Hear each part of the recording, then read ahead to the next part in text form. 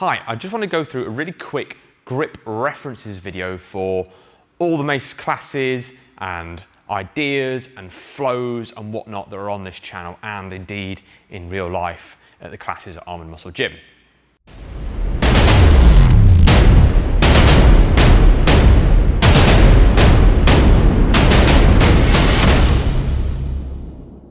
Quick sort of anatomy lesson. We have the mace head, which is the globe at the top, the mace handle, the long cylindrical thing, then right at the very end, at least for the Wolverson maces that I use, there's a little lip that we call the tail. So everything is in reference to the mace head. Now I like to think of this as using your thumbs. So first one is an upward thumb grip. That'll be both thumbs point up towards the mace head. Now, that way is an upward thumb grip. However, that way is also an upward thumb grip. Although the mace head is pointing down, your thumbs are pointing towards the mace head. The mace head is always up in reference. We also have a downward thumb grip. So both thumbs pointing away from the mace head. Again, no matter where your hands are in time and space, it's reference to the mace. We have an inward thumb grip, kind of speaks for itself, both thumbs point towards each other. And we have an outward thumb grip, both thumbs point away. Now this can transfer to single hand as well. You have upward thumb grip and you can have downward thumb grip. Now another thing that's handy to note for the mace is something called choke. I talk about it a lot in my videos, but I appreciate I haven't actually really ever explained it fully. Choke makes a movement easier or harder. So a high choke, which is closer to the mace head, is a hand goes right the way close to the mace head.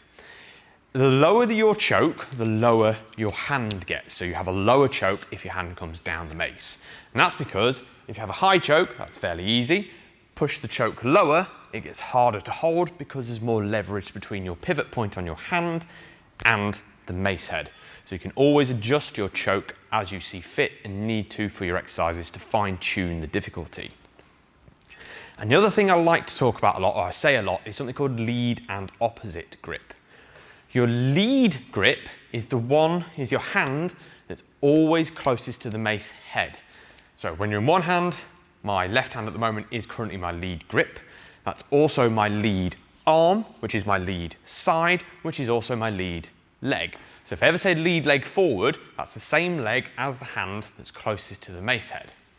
I tend to use that because especially in classes, people get their left and rights confused. And when we're teaching, I need to keep an eye on people. I'm mirrored and opposite to them. So I'll say left hand, but they see one side and that's their right side and they try and mimic this. So we're always trying to use lead and opposite instead.